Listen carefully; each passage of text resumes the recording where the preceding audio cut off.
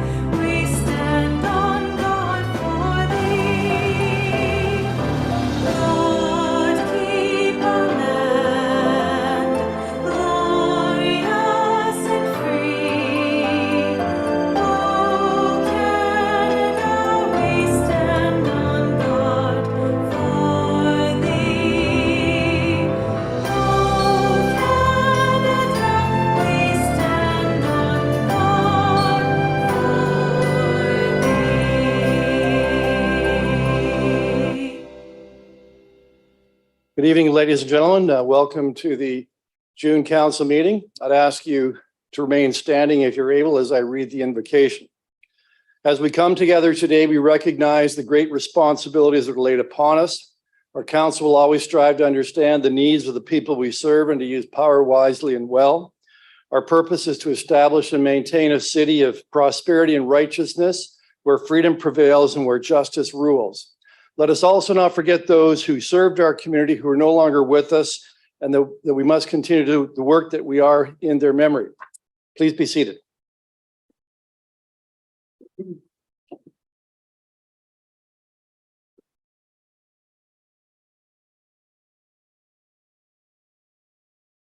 Mr. Clerk, would you please call the roll? Councillor Samuel. Present. Councillor Hunt. Present. Councillor Martin. Here. Councillor Caputo. Here. Councillor Sokoli. Present. Councillor Van Tilburg. Present. Councillor Carpenter. Present and here. Councillor McCreary. Here. Councillor Sullivan. Present. Councillor Slutz. Present. Mayor Davis. Present. Through the chair, roll call's been taken. Thank you. So I understand we're now dealing with conflicts of interest. Councillor Carpenter, at the Committee of the Whole, you declared a conflict on the non-routine demolition control application for 108 Albion Street. Yes, Mr. Mayor, 12.3.4, conflict of interest on the demolition as I own a property within 3 blocks in that area. Thank you. So members, are there any other conflicts of pecuniary interest that anyone needs to declare on any of the items that are on tonight's agenda? If so, please raise your hand. Seeing no raised hands, we'll go on to the separation of items. Prior to taking requests for separation, I'll confirm the following items have been separated. 12.1.8, that's the Vision Zero Road Safety Committee report. It's item 7 only, as we have a delegation tonight, and I believe that is the William Street and Bedford matter. 12.1.14, Committee of the Whole Operations Report 2023. Earl Haig Summer Celebration, as there is going to be an amendment. And 12.3.4, which is the demolition control application for 108 Albion Street because of Councillor Carpenter's conflict. Are there any other items that anyone wants separated on tonight's agenda? Councillor Martin. Yeah, 12.1.13, you always stop at Rowanwood. 12.3.6, proclamation and flag raising policy. And 12.5.3, year-end operating budget surplus. Okay, sorry, I just got the. So first of all, you wanted 12 point, 12.113, yep, the always stop. Okay.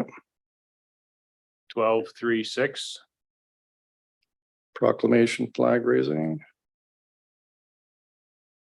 Yes. and 12.53.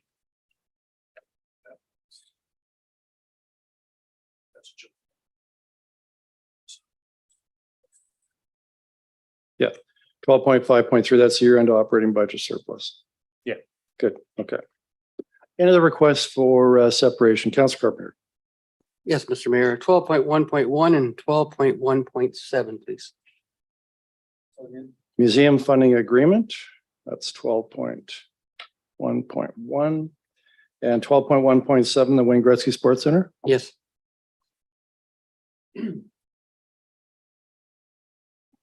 Any other requests for separation?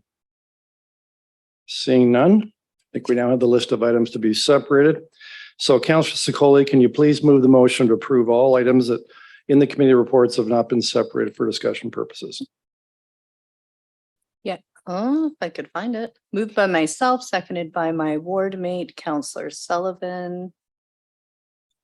That all items contained in the committee reports, items 12.1 to 12.5, not separated for discussion purposes, be approved. So before we take the vote, Mr. Clerk, would you please state the title of the various items we're voting on? Through the chair, the following items are subject to the vote. So from item 12.1, the Committee of the Whole Operations Report, we have 12.1.2, Federation of Canadian Municipalities Board of Directors meeting request to submit expression of interest. 12.1.3, Bell Homestead National Historic Site Annual Report and 150th anniversary of the invention of the telephone. 12.1.4, Community Safety and Wellbeing Plan, 2-year review. 12.1.5, Brantford Santa Claus Parade 2023. 12.1.6, Shepherd Lane Road Dedication Bylaw. 12.1.9, Police Station Task Force Report. 12.1.10, Inclusive Community Plan 2023-2026. 12.1.11, Central Park Community Garden Water Service. 12.1.12, Winter and Summer Festival. From the Social Services Committee Report, 12.2.1, Homelessness Prevention Program 2023-2024 Investment Plan. 12.2.2, Reaching Home Update Report.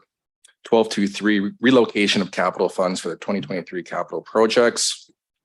From the Committee of the Whole Planning and Administration Report. 12.3.1, Capital Budget Request for City-Owned Housing. 12.3.2, 2023 City Grants Program and Preliminary Recommendations for Multi-Year Budget. 12.3.3, Implementation of Minor Zoning Bylaw Amendments. 12.3.5, Nuisance Outdoor Illumination Report. From the Planning Committee Reports, 12.4.1, Zoning Bylaw Amendment PZ 03-22 and Draft Plan of Subdivision. 313 Conklin Road. 12.4.2, Application for Zoning Bylaw Amendment PZ 05-23, 26 Freeborn Avenue. 12.4.3, Zoning Bylaw Amendment PZ 1822 and Draft Plan of Condominium, 58 Morrell Street. 12.4.4, Safe Housing Supply through additional dwelling units. 12.4.5, West Brant Heights Phase 1 Subdivision Traffic and Parking Control. 12.4.6, Winfield West Phase 3 Subdivision Parking Control. From the Finance Committee Report, 12.5.1, 2024-2027 Budget Strategy. 12.5.2, 2022 Consolidated Financial Statements. 12.5.4, John Noble Home request for additional funding from the John Noble Home Community of Management for the Bell Court Redevelopment Project. 12.5.5, update on capital projects. 12.5.6, first quarter casino update. 12.5.7, quarterly status update of contracts awarded. 12.5.8, Treasurer's Annual Report on leasing, on lease financing agreements for 2022. And finally, 12.5.9, Treasurer's Investment Report for 2022.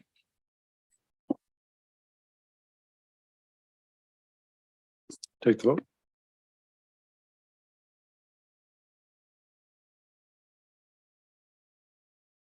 All items not separated for discussion purposes carries unanimously on recorded votes. Members of council voting in favor as follows: Councillors Sullivan, Celeste McCreary, Carpenter Van Tilburg, Samuel Hunt, Martin, Caputo, Sokoli, and Mayor Davis. Thank you, Mr. Clerk. So there are no statutory public hearings on the agenda for this evening, nor are there any recognitions of achievements, but we do have several proclamations, two in fact. And Councillor Caputo, can you please move the proclamation, state your seconder, and if you could read proclamation 8.1, I'd appreciate it. Thank you. Moved by myself, seconded by my ward mate, that the following proclamations be approved. 8.1, Brantford International Villages Cultural Festival Week, July 3rd to 8th. 8.2, Post-Traumatic Stress Disorder Awareness Day, June 27th, 2023. And with absolute pleasure, I would love to read 8.1, Brantford International Villages Cultural Festival Week, moved by myself, seconded by my ward mate. Whereas the Brantford International Villages Cultural Festival requests that the week of Wednesday, July 5th to and including Saturday, July 8th, 2023, be proclaimed as International Villages Cultural Festival Week by City Council. And whereas the festival showcases the proud heritage of its multicultural community through the participation of various ethnic villages, helping to inform and enlighten the public about our diverse cultures while helping to promote peace and harmony within the community and beyond by providing the public with the opportunity to learn about various ethnic cultures through cultural and historical displays, ethnic food, music, dance, and by proudly wearing the national costume. And whereas it provides our young people with an excellent opportunity to learn and get involved with and share their culture as an ambassador for their village. The village ambassador is chosen by their village to represent them at their own village and various community events. And whereas an ambassador social is held Sunday, June 11th, 2023, 1 p.m. at the Polish Hall, 154 Pearl Street, Brantford. All participating villages will be represented and there will be food samplings from each village. And where the Brantford International Villages Cultural Festival 4-day passport costs $10, allowing entrance to all festival halls. Children 13 years of age and under and accompanied by an adult do not require a passport for admission. Now, therefore, be it resolved that the Council of the Corporation of the City of Brantford hereby proclaims June 3rd to June 8th, 2023 as International Villages Cultural Festival Week. Thank you. And so the 8.2 Post-Traumatic Stress Disorder Awareness Day, Councillor Martin, if you could please read that proclamation, please. Certainly. Whereas post-traumatic stress disorder can occur after a person experiences trauma, including but not limited to the stress of combat, certain occupations, including various trauma, cultural incidents, accidents, natural disasters, and affects approximately 1 out of 10 Canadians annually. And whereas PTSD is associated with chemical changes in the body's hormonal system and autonomic nervous system, and is characterized by symptoms including flashbacks, nightmares, insomnia, avoidance, hypervigilance, anxiety, and depression. And whereas those frontline and essential service workers who continue to work throughout the pandemic and risk their lives to serve others deserve the investment of every possible resource to ensure their lasting physical, mental, and emotional well-being. And whereas PTSD stress among persons working in those professions is more prevalent given that they are often exposed to highly traumatic events on an ongoing basis. And whereas despite this treatability, many cases of PTSD remain undiagnosed and untreated due to lack of awareness of this condition and the persistent stigma associated with mental health conditions. And whereas raising awareness of this condition is necessary to remove the stigma and encourage those suffering to seek proper and timely treatment that may save their lives, and whereas all persons suffering from PTSD deserve our consideration, and those who are affected by PTSD from wounds we cannot see deserve our respect and special honor. Now, therefore, be it resolved that the Council of the Corporation of the City of Brantford hereby proclaims Monday, June 27th, 2022, sorry, that should be 2023, as PTSD Awareness Day. Thank you. So, Mr. Clerk, I'll now call the vote on the proclamations.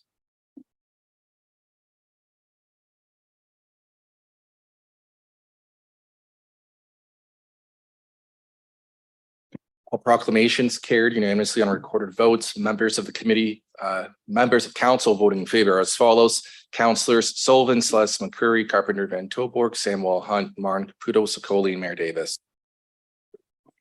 Right, we'll now move to presentation/delegations, and we have one registered delegation this evening. Prior to the hearing of the delegation, I'd like to remind those in the meeting today that we do have the following rules of decorum as set forth in the city's procedural bylaw. And they are as follows: that no person shall display any sign, banner, or placard in the meeting other than the materials that, in the opinion of the chair, are legitimate audiovisual aids necessary in connection with any presentation made to council. All persons present shall use polite and respectful language and shall refrain from the use of any language or the making of any gesture that is disrespectful or offensive. All persons addressing council shall speak only on the subject in debate and shall not speak on any other subject. No person shall applaud participants in debate or engage in any conversation or behavior that may disrupt the proceedings of the meeting. And that no delegation is permitted to address the following matters: labor relations or employee negotiations, litigation, tenders, RFPs, or any other matter that's properly the subject of the open meeting exceptions in the Municipal Act. So we have, I believe, Chad and Aaron from the Neighbors and Brantford Station Neighborhood Association, and they want to speak to us regarding item 7 of the Vision Zero Road Safety Committee report. Welcome, Chad. Welcome, Aaron. And so you have 10 minutes to make your presentation, inclusive of any questions from members of council. And you just press the button when you see the red light. Ready to go.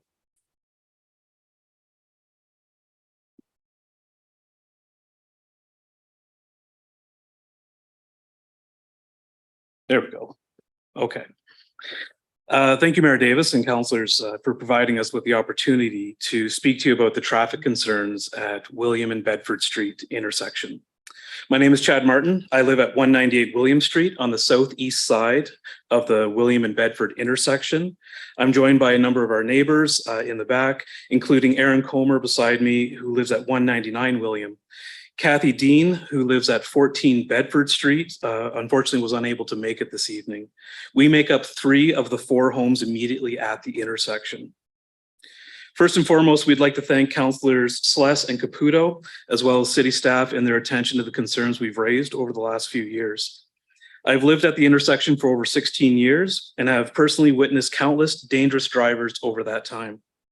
Between speeding vehicles using William Street as a bypass, constantly running of stop signs, vehicles traveling the wrong way down one-way streets, and numerous near and actual collisions, I can assure you every single resident in the area has had some form of close call at the intersection. I, for one, have had numerous incidents of coming around the bend from Albion Street onto Bedford to find a vehicle coming head on, going the wrong way down the one-way portion of Bedford Street. We've all been lucky so far, but that's because we all know to take extra precautions when approaching the intersection. For a number of years, we've done our best to report any violations, including having bylaw visit the area, as well as having Brantford Police set up to enforce traffic safety. While all have had an element of results, they are only successful when physically present, and we know that just isn't practical. What we have come here today is to support the proposal put forth by city staff in its entirety to help improve the traffic safety in our neighborhood with all of the corresponding alterations to the intersection and nearby street parking. While some neighbors may not agree with all of the changes due to minor inconveniences such as making the intersection an all-way stop or having to park on the other side of the street, these changes will make a vast difference on overall health and safety of not only the residents, but also for those motorists passing through the area. As development and growth of the city continue, we have progressively seen dramatic increases in traffic, attempting to bypass the St. Paul and Brant intersection with the hope of accessing the hospital and downtown. Lack of knowledge and understanding of the area, combined with what has been referred to as the worst streets in the city, or most confusing streets in the city, lead drivers to becoming frustrated and inattentive to directional signage. To date, we have been fortunate that there have been no major injuries from the repeated accidents that have occurred at the intersection. However, many of us keep first aid kits readily available, knowing that soon enough something terrible will happen. Each one of us has spent numerous times standing at the intersection waiting for emergency services while calming and caring for motorists who have just experienced a collision. Each one of us holds our breath as we watch children cross the street. We all take a second, third, and sometimes fourth look before entering the intersection. I can even speak to this evening when I came to this meeting, there were 2 people at the Bedford intersection attempting in the straight through lane, turning left when they should not have. This is one of the reoccurring issues that comes up time and time again. Due to the flow of traffic and the location of our homes, Aaron and I both often fear of speeding vehicle careening into our front yards. As a parent of 2 kids who often have their friends over in our yard, it has been a stress I've bore since the day we moved to the area. Beginning in February of this year, we introduced a Little Free Pantry and free food giveaways in partnership with BL's Little Free Pantries at Aaron's property on 199 William Street. Our goal was to support the neighborhood residents who may have fallen on hard times and struggled with affording groceries. Unfortunately, due to the repeated close calls with vehicles, speeding motorists, and poor sight lines, we simply could not continue to offer those supports and had to relocate the pantry and cancel all the giveaways out of fear for people's safety. While we know that the proposed changes may not solve every issue we face on a daily basis, we do know that they will make a dramatic difference overall and greatly improve the safety of both residents and drivers in the area. While some say, why change things? It's always been this way. I ask them, when will it be too late? What has to happen before these changes need to be made? We implore you to accept these proposed changes to the intersection and look forward to having a safer neighborhood in which to live. Thank you again for allowing us to speak. And if you have any questions, we'd be happy to answer them. So anybody have any questions for our delegation?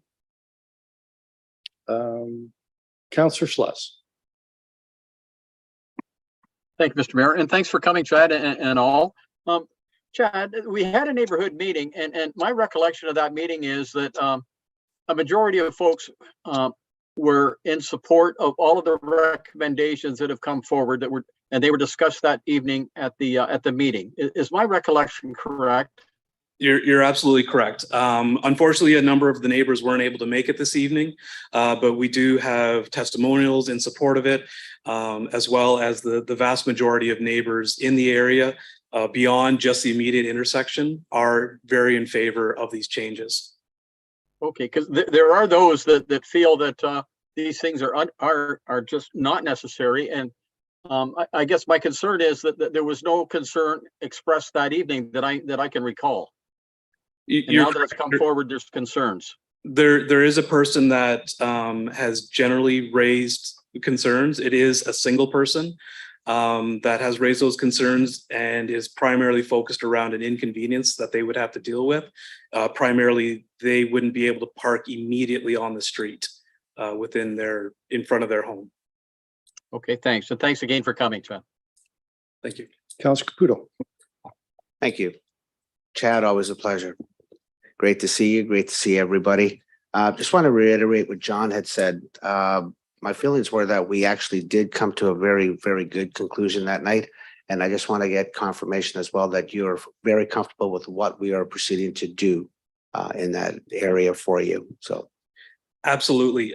We do appreciate that it may not solve every issue, but the proposal of extending the curb into the I suppose the left lane of Bedford, of the one-way portion of Bedford, as well as creating an all-way stop, will solve a number of problems, such as people going the wrong way down Bedford, where it turns into a blind corner, as well as the speeding that happens as people use the apartment buildings at the dead end of William Street.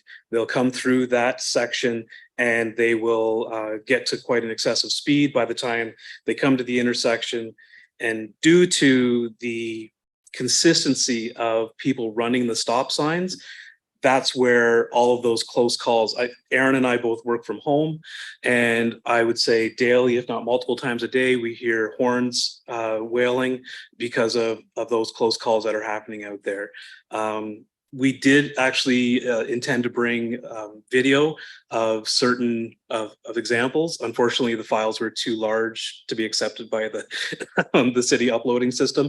So we do have examples, but yes, we are in full support of all the changes. We would love to see more, but we'll take what we can get.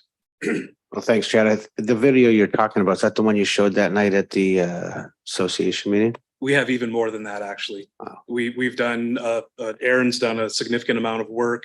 One was a collision from last year.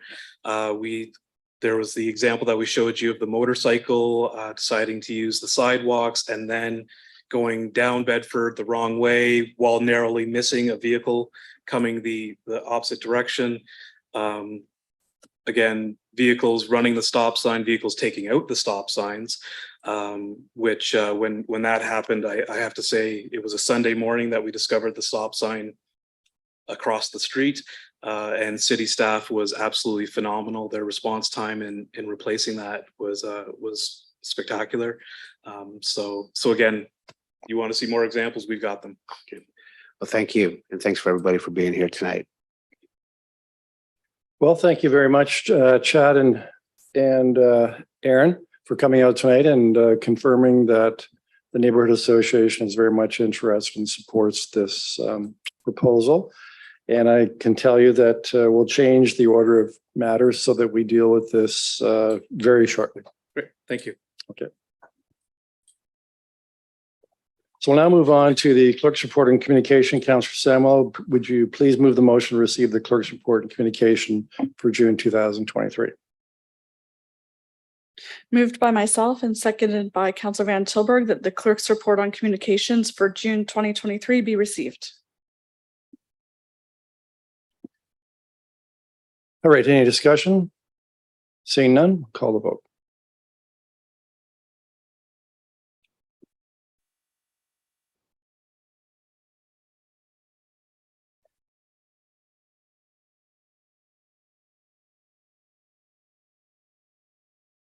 Counselor Sluss, there you go. Thank you. The clerk's report on communication carries unanimously on a recorded vote. Members of council voting in favor are as follows. Councillors Sullivan, Sluss, McCreary, Carpenter, Van Tilburg, Samwell, Hunt, Marn, Caputo, Sicoli, and Mayor Davis. All right, we'll move to minutes. Councillor Hunt, would you please move the motion, adopt the minutes listed on the agenda and state your seconder? Moved by myself, seconded by Councillor Carpenter, that the following minutes be adopted. The City Council meeting, May 23rd, 2023, Special City Council, May 9th, 2023, Special City Council Private and Confidential, May 9th, 2023, Special City Council, June 13th, 2023, and Special City Council Private and Confidential, June 13th, 2023. So members, any errors, omissions? Seeing none, I'll call the vote.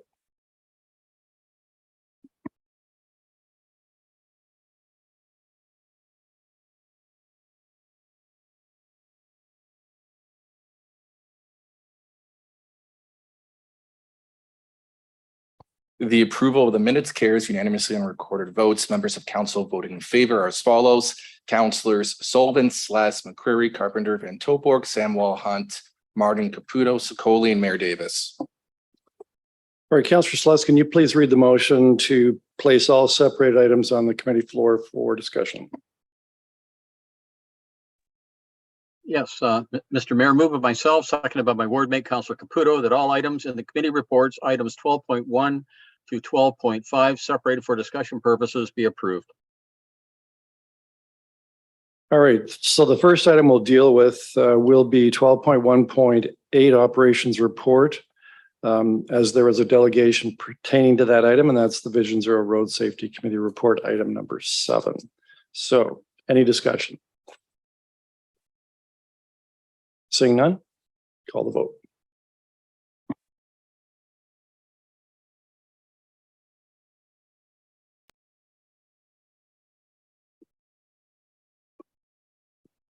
Item 7 of the Vision Zero Road Safety Committee report carries unanimously on a recorded vote. Members of council voting in favor are as follows. Councillor Sullivan, Sluss, McCreary, Carpenter, Van Tilburg, Samwell, Hunt, Marn, Caputo, Sicoli, and Mayor Davis. All right, we'll now move on to the other items that were separated.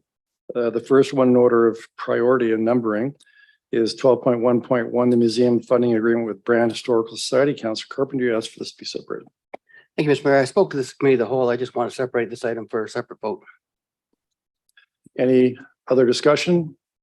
Seeing none, I'll call the vote on it.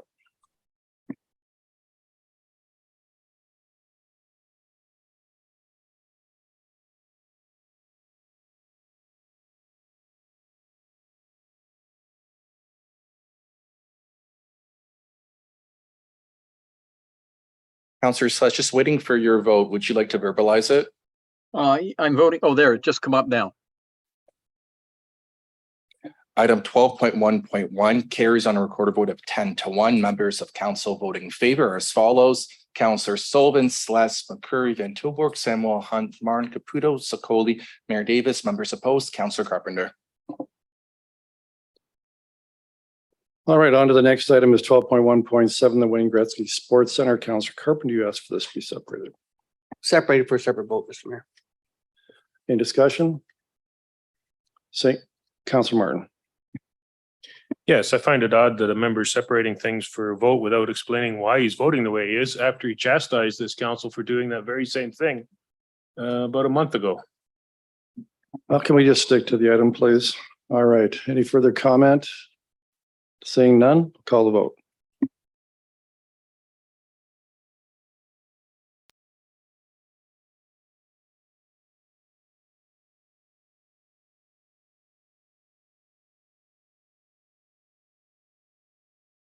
Item 12.1.7 carries on a recorded vote of 10-1. Members of council voting in favor are as follows. Counselor Sullivan, Sless, McCurry, Van Tilburg, Samuel Hunt, Mark Caputo, Sokoli, Mayor Davis. Members opposed, Counselor Carpenter.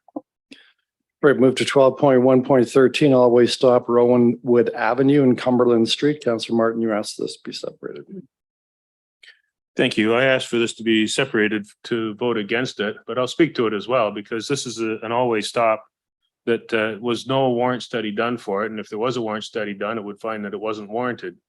One of the problems we have is because we've put in so many always stops that aren't warranted, people aren't complying with them. We just heard a delegation this evening that was complaining about compliance with stop sign. It sounds like some people are running through it fairly quickly at that section. And unfortunately, an always stop gives children a false sense of security because they think people are going to stop for the stop sign and it's safe to cross the street there. And that's what we teach our children. But because we're putting in so many always stops, it's no longer safe. The more we put in, the less compliance there is. The more we put in, the less we comply with our own declaration of a climate change emergency because we're forcing people to stop and then start again, which increases greenhouse gas emissions. And at this particular intersection, it's straight in both directions. If there are sightline issues, it's because of vegetation on the boulevard that the city can deal with, or it's because of cars parking too close to the intersection, which again can be dealt with through parking enforcement because it's not legal to park near an intersection. So all we need to do is send out our parking authority out there and make sure that people aren't parking too close to the intersection and have the vegetation trimmed on the boulevard, and there won't be an issue at this intersection. So we don't need an always stop here. It's not warranted. And if we put it here, it increases non-compliance throughout the city, which reduces safety for all our citizens. And if it's being done for traffic calming, it's been shown that always stops make things worse instead of better as people speed up to make up for the lost time and stopping for the stop sign. So I implore councilors to vote against this when it's not warranted. It makes things worse instead of better. And hopefully we can defeat this. Counselor Hunt. Yeah, I just want to speak to this. So this was brought forward by Councillor Carpenter, seconded by myself. Both of us went out at the request of the constituent that contacted me, who, since we had the committee of the whole meeting, has actually emailed me again regarding an almost accident with his 11-year-old son that was riding his bike to the park. The sightline issue is not related to vegetation that needs to be trimmed back. It's also not related to parking too close to the intersection. It's specifically related to driveways on Rowanwood that have vehicles parked in them that you can't see past. I myself drove out of that intersection, and I will tell you, I was halfway in the intersection before I could actually see if there was anything coming down Rowanwood Road. So this was something that, you know, we're not promoting a four-way stop where one doesn't need to be. And the fact that both Councillor Carpenter and I went out and met with the constituent that had the concern. His concern was very valid, and neither of the reasons given are the cause of the sightline issues. You cannot change people from parking in their driveway, and that's what's causing the sightline issue in the intersection. Councillor McCurry. Oh, thank you, Mayor. Well, I'm supportive of the ward counselors with respect to the stop sign and we've done a number of these in our ward as well. And I think it, in some cases it's not ideal, but it is a tool in the toolbox to be able to interdict the speed and severity of traffic. I agree with my ward mate on just about everything except stop signs. I would say that during my time on the Police Services Board, I learned that one of the core responsibilities of the board is to ensure that the community has adequate and effective policing. And I think it's not a question of folks considering there are too many stop signs to be bothered stopping. I think, quite frankly, we need more adequate and effective policing to enforce traffic regulations in Brantford and perhaps elsewhere as well, but we don't control that. So I would look to our representatives on the board to go back to police management and tell them we need some more traffic control because it's not just a matter of enforcing speed on our roads and enforcing traffic stops at stop signs and red lights. It's the adhesion to rules anymore is abysmal in all respects, and I think adding a stop sign here is a pretty good idea, and perhaps the police might want to visit there and catch a few folks. Thank you. Councillor Caputo, you're next. Thank you, Mr. Mayor. I'm going to support this tonight because for the last 4 months, I've spent probably 8 nights at traffic calming meetings throughout the ward. And we listened to one tonight. And although I am in agreement in the fact that sometimes stop signs aren't always the answer and people are going through them, that's up to our police force to be able to enforce that. It's not up to us to decide as to whether they go in or not. I think we mentioned this, or I mentioned this last time we had this discussion, that if we're in need of stop signs, I do have a 4-way stop at the corner of Kent and Balmoral that we can pick the signs up there because there's another one just 40 feet down the street at Oxford. I can pick them up for you. We'll see about putting them in, but I will support this tonight and always support when there's traffic calming issues. Thanks. Councillor Van Tilburg. A lot of what's been said about the use and effectiveness of stop signs is accurate. It's a traffic control mechanism. And we tend as councillors to use them for other means to address different issues. One of the things that I do find puzzling is that often we bend our thoughts when the stop signs in our own ward, and then we go to what the rules are when the stop signs are not in our own ward. And I get that. I think we all get that. What I've seen significantly successful of recent has been the work that gets done through Vision Zero and following all the processes and all the ways to address it. Because I do know our instinct is to throw up a stop sign. And for anybody not to recognize that after you throw up the stop sign and another stop sign and another stop sign, you then get the calls. People are going through the stop signs. And they're going through the stop signs because our own staff will say, if you keep putting stop signs up like this and people see that there is no traffic and it's a traffic control mechanism, it doesn't resonate with them and it becomes less and less important to them because they're just looking, there's nothing there, and your stop becomes a rolling stop till one day we have an incident because people are not obeying that stop sign. And I don't believe we're going to get police to enforce every stop sign that we put up in the city. It's not going to be possible. So I would like to refer this, if it hasn't already been. If it's been once, then we should deal with the vote as the resolution is before us. But I would like to refer this street with regards to traffic control and sight lines to the Vision Zero committee. Can you hang off till we have all the speakers? Yes, I can. Okay. Counselor Sikoli. Yes, thank you.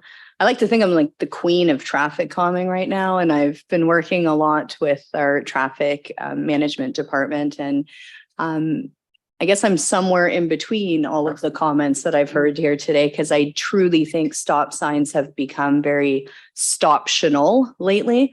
And that does create safety concerns for pedestrians as well as other motorists. So it's not my go-to solution. I think they're a great, in addition to other traffic calming measures, such as raised pedestrian crosswalks and speed humps and things like that. But it's something you should be looking at it as a whole for the entire neighborhood, so that we're not creating, as Councillor Van Tilburg mentioned, stop sign, and then people become immune to what its intended purpose is. So in saying all of that, stop signs are not my favorite. I'm going to trust that the ward councillors feel that this is the best for their ward and their neighborhood and their community. I'm going to support them. I'm not sure if I'll support a referral to Vision Zero, even though I think that's a fabulous idea. So I'm going to reflect on that. And I would really like to hear from some others on what we should do with that. But as of now, I'm going to support the ward councillors. Thank you.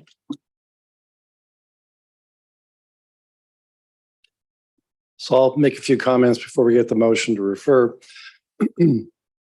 First, I want to say that I'm in no way being critical of the ward councillors. I understand exactly what you're doing. And in fact, there's a lot of precedent for it. This council has done this, and the previous council and other councils have done this many times. And that is making a decision, have council make a decision on a four-way stop without going through our normal policy or procedure. And our normal policy is, in order to control somewhat the number of four-way stops and make sure that they're reasonably placed, is to have any request for a four-way stop go through what's called a warrant study. And a warrant study is where staff applying traffic engineering guidelines prepared by professional traffic engineers that determine when a four-way stop makes sense from a proper traffic control perspective and when it doesn't. But unfortunately, we've developed a policy here or procedure of, if a ward councillor asks for it, they get a four-way stop. And the problem with that is what we've just experienced, or what we're now experiencing, which I saw across the city when I was campaigning, which is four-way stops having lost a lot of their effectiveness. People aren't stopping, they're rolling through, creates a hazard for drivers that come up to a four-way stop because they're always second guessing. Is that other car going to stop? Or if you're a pedestrian, even of a greater concern. I often have to do that when I'm walking through city streets. I stop at a four-way stop before I cross. And I sit there and I just assume that the traffic coming there's a 50-50 chance they're going to roll through the intersection. I think it's unreasonable to expect police to enforce the hundreds, if not thousands, of four-way stops we have in this community. We've created so many of them that, for all intents and purposes, we've made it extremely difficult for police who, properly allocate their resources to deal mainly with serious crime, but allocate some to traffic enforcement. But you'd have to spend millions more in traffic enforcement to be able to do it effectively. There's just so many of them. And also, no one's mentioned this, but there are lots of studies that have shown that if four-way stops are not in keeping with a carbon-free or an attempt to reduce the amount of carbon emitted by vehicles, because a vehicle coming to a stop at a four-way stop and then accelerating uses a lot more gas and sends out carbon into the atmosphere than traffic moving through.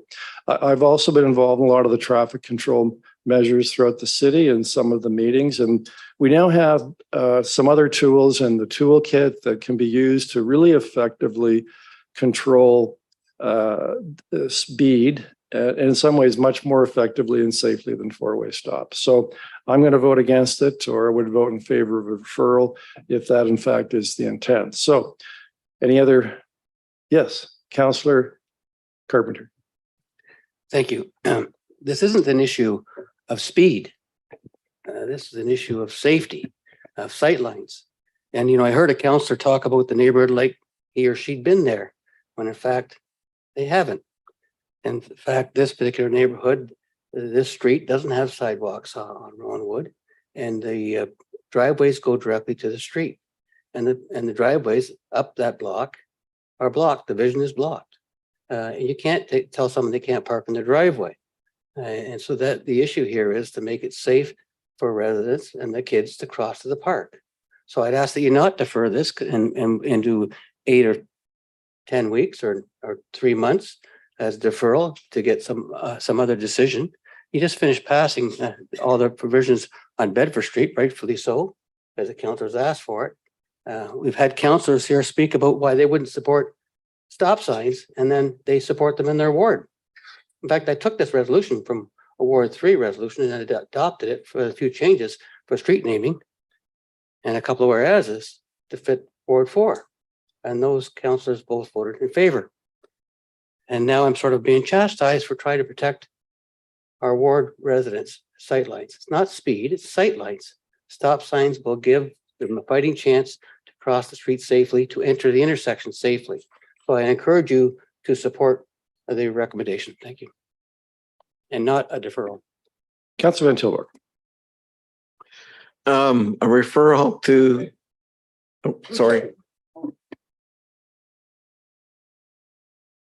One speaking opportunity, Councilor McCreary. Go to Councilor Van Tilburg. Referral to the Vision Zero Committee, seeking a seconder. Second by Councilor Martin. Any discussion on this is a motion to refer? Yes. Okay. So there can be debate on the merits. Councilor McCreary to the referral motion. Mayor, may I say you're very sharp tonight, catching me in my attempt to speak a second time. Constantly keep me on my toes. I do my best, sir. I do my best. Well, I'm not so sure why on earth we're going on at length debating a $250 item that's brought to us by the ward councilors because they think it's a safety concern.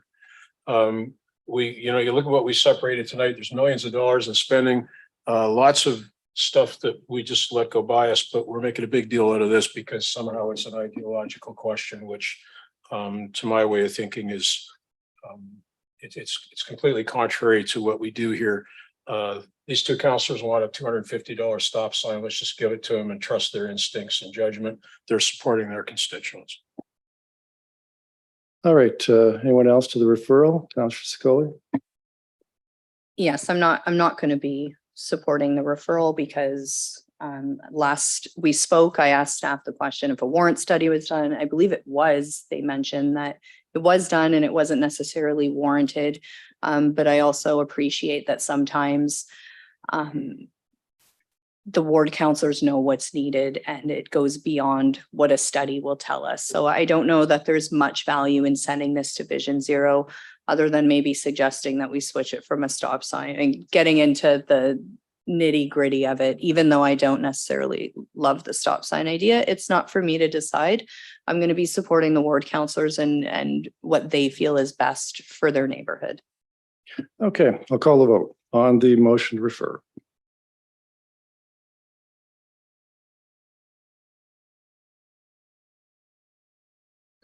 The motion to refer is lost on a recorded vote of 3-8. Members of the committee voting in favor of the referral are as follows: Mayor Davis, Councillor Martin, Councillor Van Tilburg. Members opposed to the referral, Councillors Samuel, Carpenter, Hunt, McCreary, Slash, Caputo, Sullivan, and Sicoli. All right, then to the resolution itself. I think pretty much everybody's had a chance to speak. So call the vote.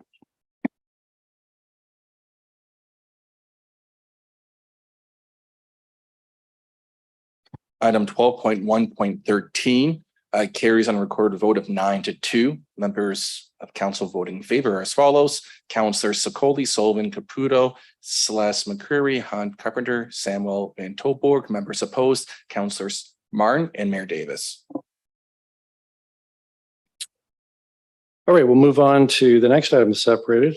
That's item 12.1.14, the Earl Haig Summer Celebration, as there is a proposed amendment. So I'll go right to you, Councillor Samuel, in respect to the amendment. Okay, the amendment is moved by myself, seconded by Counselor Van Tilburg, that item 12.1.14 of the Committee of the Whole Operations Report be amended by striking out the fourth and fifth and sixth whereas clauses and combining the second and third whereas clauses and adding the words "and has been since" and replacing the year 2029 with 2023 in clauses B and C, and striking out the words "history" in the seventh whereas clauses, and striking out and replacing the word "history" in clause A with "uniqueness." So do you want to speak to the amendment? Councillor Samuel. I guess I just wanted to say, in speaking to the amendment, that I think that through taking into consideration feedback from previous councillors and also working with the mayor on this, I think that what we have before us is something that we could all support tonight to allow the community to have the celebration that they deserve. Thank you. All right, I think I'll jump out of the speaking order. I'll speak to it. The Councillor Samuel's right. I did assist her with this. My kind of take on the debate we had previously was a lot of it had to do with history and different versions of history. And I think we lost sight of what I thought was the essence of the resolution, which is to do a summer celebration for the southern part of the city, in particular parts of Ward 5. This kind of also due in part to a ward meeting I went to last week in Eagle Place, and hearing speaking to some of the residents in Eagle Place, feeling that they're feeling it to some degree left out, second-class citizens. And I thought that this resolution, and they haven't had a lot to celebrate down there as some other areas of the city have had. And I thought this would be a good way to provide a family fun celebration at the Earl Haig Park, being adjacent to Eagle Place. And just really a fun family day at Earl Haig Park. So the focus of the resolution is really more about that now than about a version of history. And I'm wondering, Mr. Clerk, can you put up for convenience what this resolution will look like, clean copy with the amendment?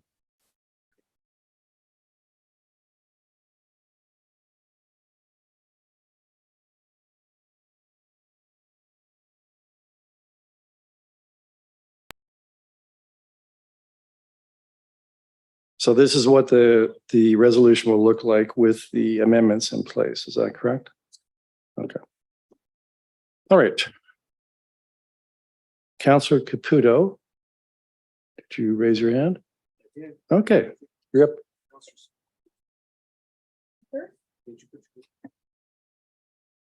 Go ahead, Councillor Caputo. I saw your hand first. You go first. All right, here we go. I like this. I think I had conversations with an individual on staff about even moving forward with additional. I mean, why can't we do celebrations like this on a yearly basis, including Woodman Park, especially where people are asked to pay to come in and use those facilities. So why can't we just have a nice barbecue or something to go out there to those parks and really let the citizens of the city know that we're thankful for them to attend and to give them something as a payback at the end of it all. So I just wanted to get that out there. And I think that it's important that we look at these kinds of things as a civic pride thing as we move forward. Councillor Scully.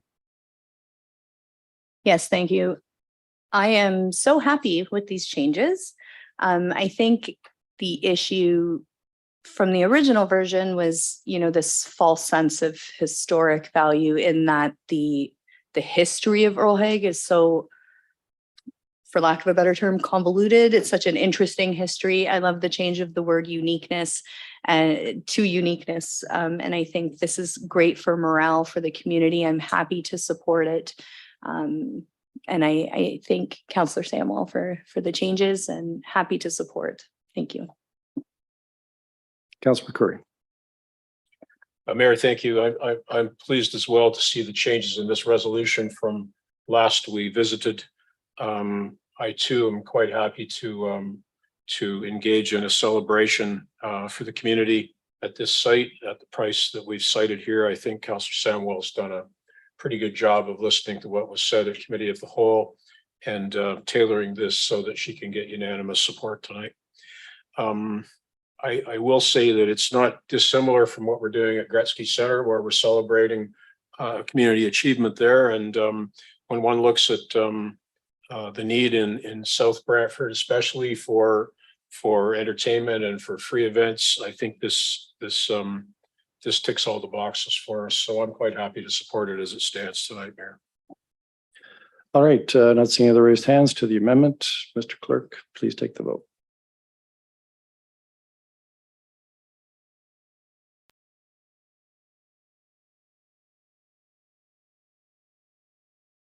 Councillor Slush, just waiting for your vote. I'm just waiting to have the chance to vote, but my vote is yes. It's not coming through on eScribe. The amendment to item 12.1.14 carries unanimously on recorded votes. Members of council voting in favor are as follows: Councillors Sullivan, Celeste McCurry, Carpenter Van Tilburg, Samwell, Hunt, Martin, Caputo, Sokoli, and Mayor Davis. All right, then, to the resolution as amended. And again, Mr. Clerk, if you could please put it up and share it for the wording. Any debate on the resolution as amended? I think Councillor Celeste, I think you may have raised your hand previously. I may have missed you. Well, yeah, I had it raised, Mr. Mayor, but you rectified. I wanted to see what the amendment looked like in its totality as opposed to the individual changes. I wanted to see what the resolution now appeared, and we had that, and that's how I could vote. So I was happy with it. Thank you. So any discussion on the resolution as amended? Seeing none, Mr. Clerk, please take the vote.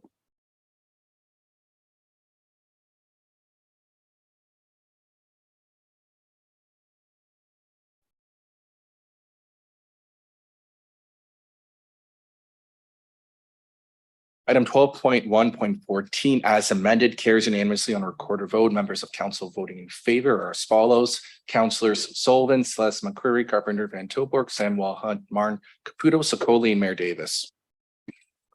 All right, move on to item 12.3.4, the non-routine demolition control for 108 Albion Street because of Councillor Carpenter's conflict.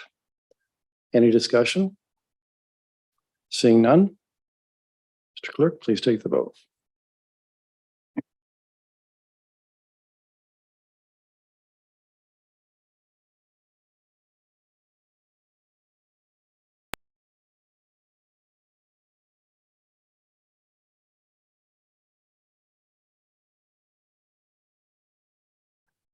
Item 12.3.4, noting Councillor Carpenter's conflict of interest, carries on a recorded vote at 7-2. Members of council voting in favor are as follows: Mayor Davis, Councillors Sullivan, Celeste, Van Tilburg, Hunt, Martin, Caputo. Members opposed, Councillors McCreary and Samwell.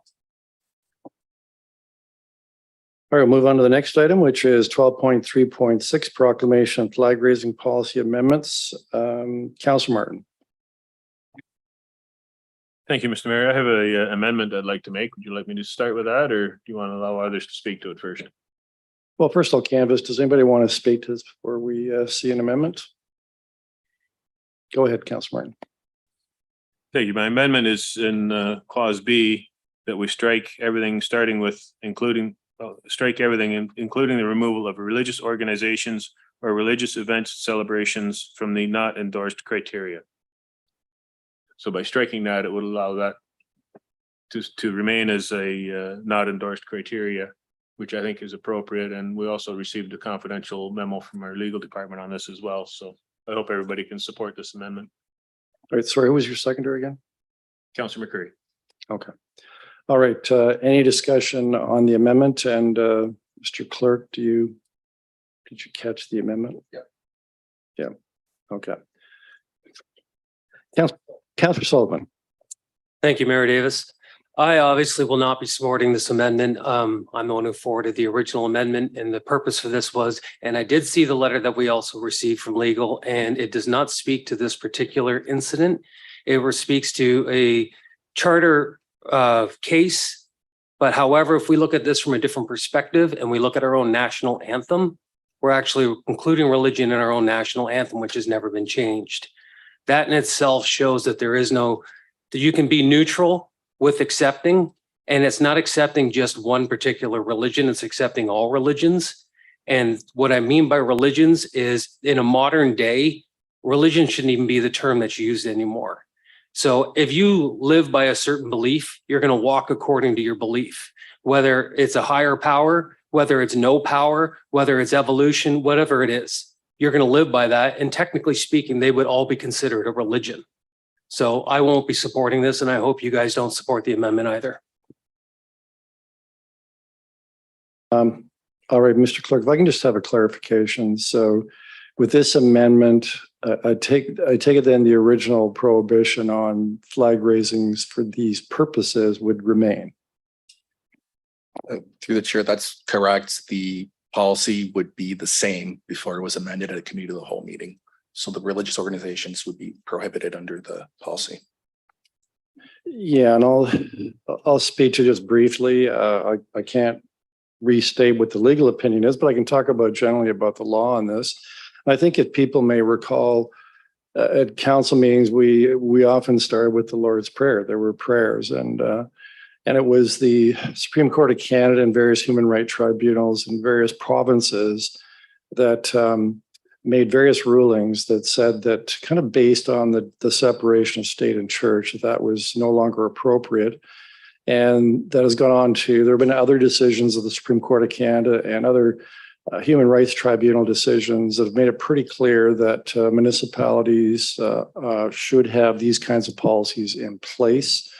And if you don't, and you do this, no matter how meritorious it may be, likely it becomes a problem that can very well lead to litigation and human rights tribunal complaints. So I think it's the appropriate thing to do given the state of the law in our country. And that's to make sure that what we do, I believe, should be in compliance with the law as we believe it to be, and as our solicitors' advice to us is what that law is. So, Councillor Scully. Yes, I spoke quite passionately about this amendment at the last meeting, and, after observing our legal opinion, and seeing that we as councillors, I believe we have a fiduciary and a duty of care to protect the corporation of the city of Brantford. And so I will be supporting the amendment because I do feel that after reviewing with our lawyer that it's the right move here to protect the interest of the city of Brantford. So I will be supporting the amendment to convert this back to its original state prior to last committee meeting. Thanks. All right, any further debate? Not seeing any raised hands, I'll call the vote on the amendment.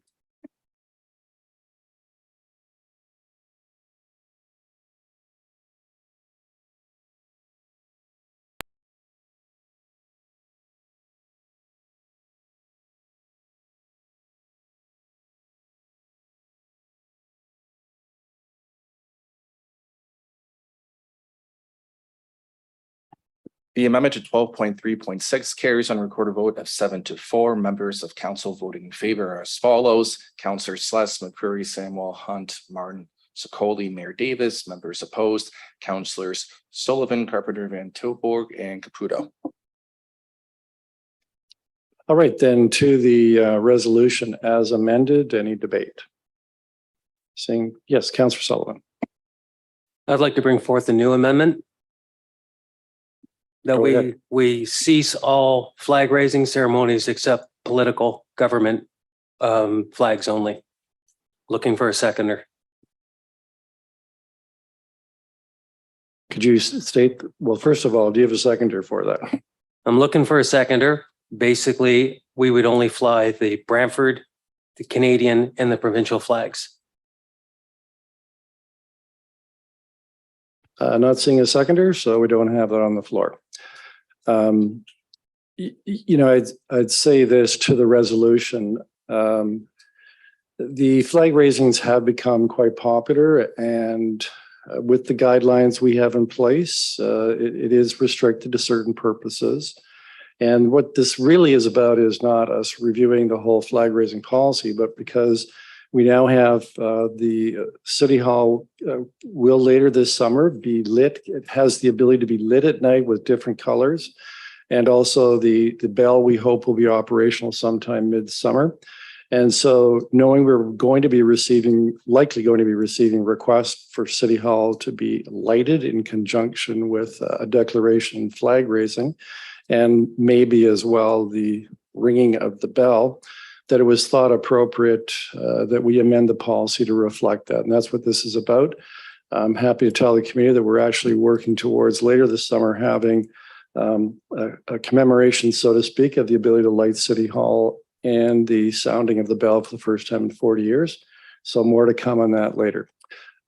Any further discussion? Yes, Councillor Carpenter. Yes, I think the flag raising is important to the community as in community events. And I want to thank staff for updating it. And you did put the protocol in there. I missed it last time. I didn't think the full protocol was in there, but it was. So I apologize to staff. They did a great job of making sure the protocol is in there. Canadian flag always being the highest flag flown.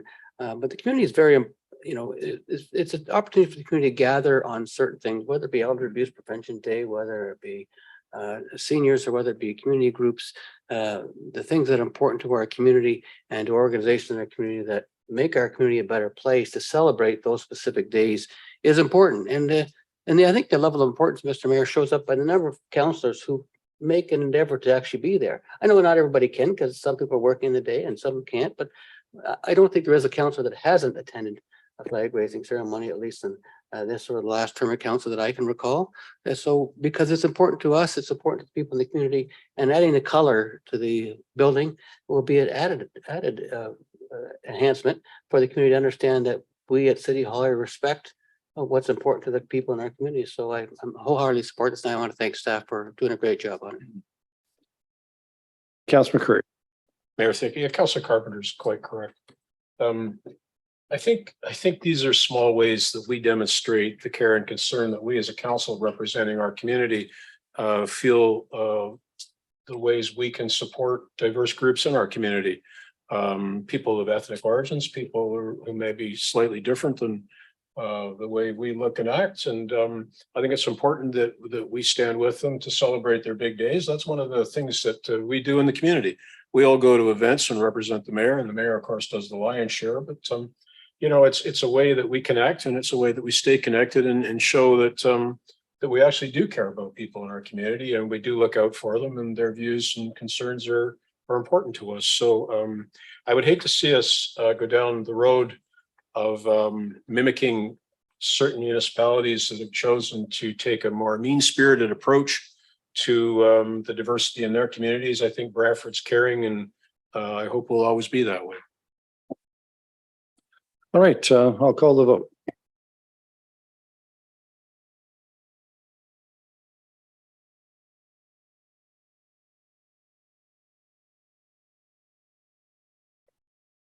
Yes, this has been amended. So now it's the resolution as amended. Correct, there wasn't a seconder. Yeah, so this is to the resolution as amended tonight.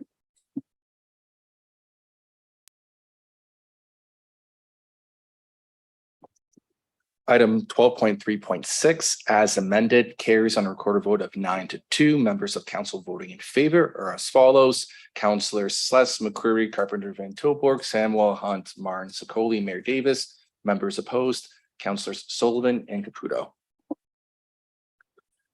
All right, moving on to the next item that was asked to be separated is 12.5.3, the 2022 year-end operating budget surplus. Councillor Martin, you asked for this to be separated.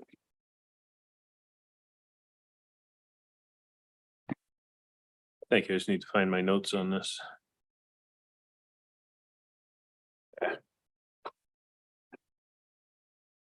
Okay, thank you. There was one thing that stood out in this report that I thought was very important, and I'd like to read a section of the report.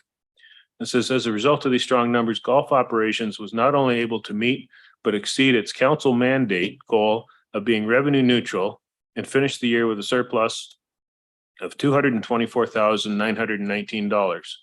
Golf had a budgeted transfer to reserves of just over $110,000, but exceeded it by just over $114,000.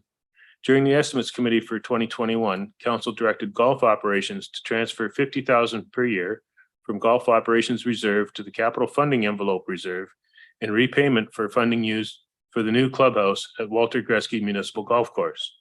This transfer has been made and golf operations look forward to continuing this transfer for years to come.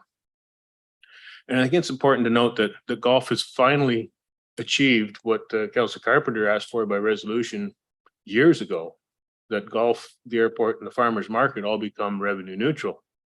And the fact that golf operations was able to do that once Airedale was sold proves that Point of order. Airedale was not, Airedale Yes. is not part of this report.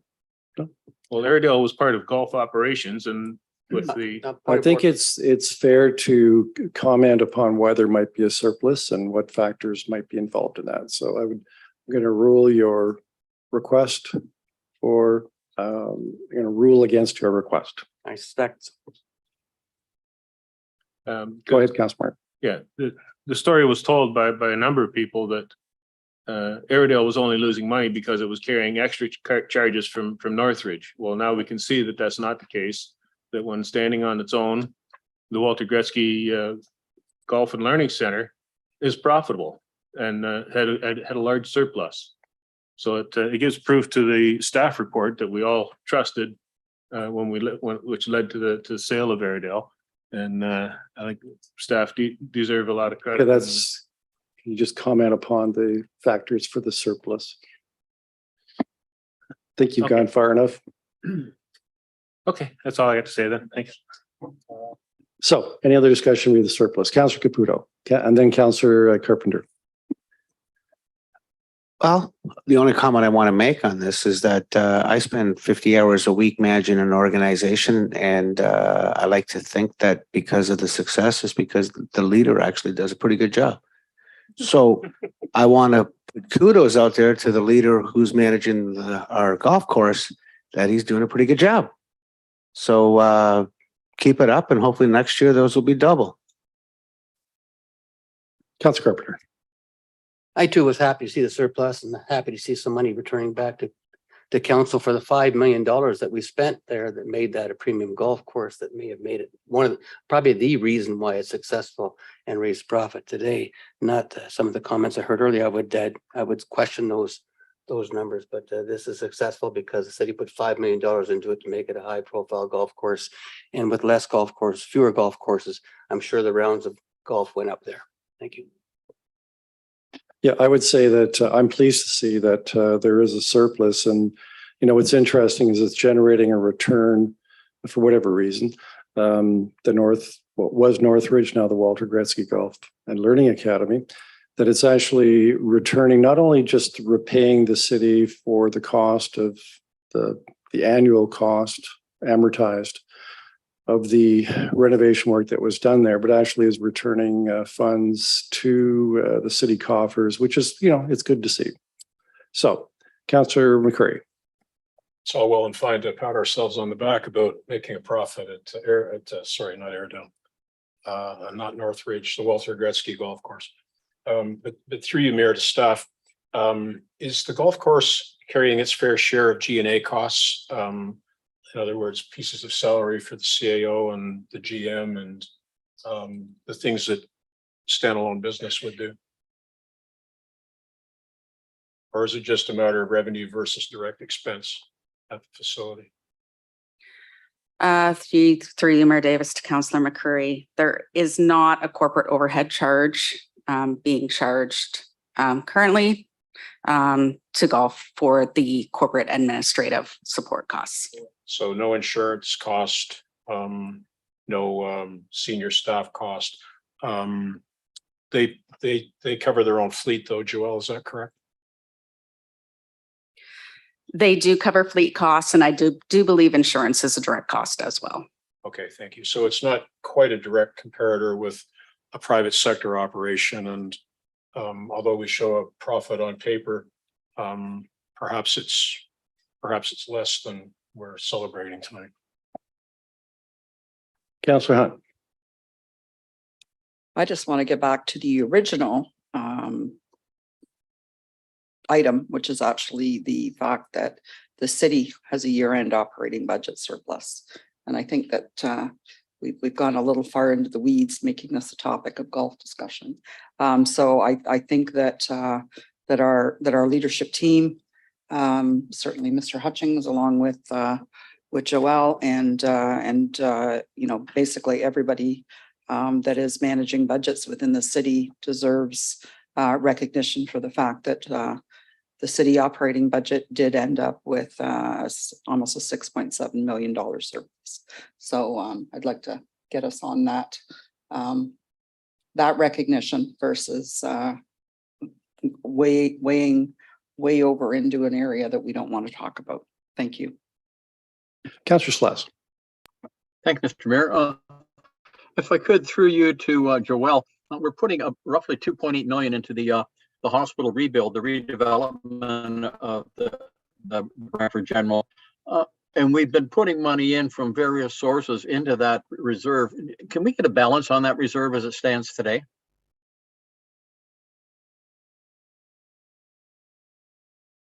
Through you, Mayor Davis, to Councillor Celeste, after the transfer that's provided for in this recommendation, the balance will be just over $8.5 million. So we still got a ways to go. Correct. We did Right. just start saving in December with the initial contribution. Yeah, that's great. Thanks very much. Councillor Van Tilburg. Well, hopefully I'll get an education here. What's a tax stabilization reserve? Through Mayor Davis to Councillor Van Tilburg, the tax stabilization reserve was just established a couple months ago through the adoption of the multi-year budget policy, and that tax stabilization reserve will be used through years 2, 3, and 4 of a multi-year budget process to help smooth out and phase in any unforeseen items that may come through that we weren't expecting through that multi-year budget process. So we're redistributing this surplus to various things from somewhat operational, but a lot towards capital. Through you, Mayor Davis, I'm not really towards the city's capital. The largest component is the contribution to the Hospital Redevelopment Reserve Fund, which eventually will represent the city's contribution to that expansion project. The tax stabilization reserve is really more for operational items and pressures that we might see through that multi-year budget process and helping us to phase those pressures in. And then the smaller contributions are to top up the council priorities reserve that did not get its allocation from casino revenues over the last year, as well as topping up the corporate contingency reserve that has a target balance of 1.5% of the budget. And how did we come with these 4 as the choices? And I was just wondering, because a lot of people continue to ask about housing and rent geared income housing, and if there's any funds that we have that these things could apply to. Certainly, housing is another priority that the city is needing to look at funding, especially in lieu of our lost development charges specifically for housing. So staff is looking at a revised funding strategy for affordable housing, and we'll be bringing that report through the Social Services Committee. And I think Brian maybe wanted to add a comment as well. Yes, Mr. Hutchings? thank you, Mr. Mayor. Brian Hutchings, CEO. In addition to Joelle's response, yes, we've also have council direction for some assets that we're disposing of, possibly the old city hall and the tourism center, which will go towards housing as well. And the next build, we're trying to build up enough monies for the next Scheller Lane build, which is after Trillium Way, and then Lucy Marco Place, and then Scheller Lane bill. And one last thing, if I could get a memo explaining like how the DC charge change affects what you just described to me. If you could kind of put that in writing for my reference, I'd much appreciate that. Yes, we can do that. We actually did provide a calculation earlier in this term of council when the bill was passed that impacted much of the DC Act. So we will get that out and recirculate that to you. All right, not seeing other raised hands, I'll call the vote.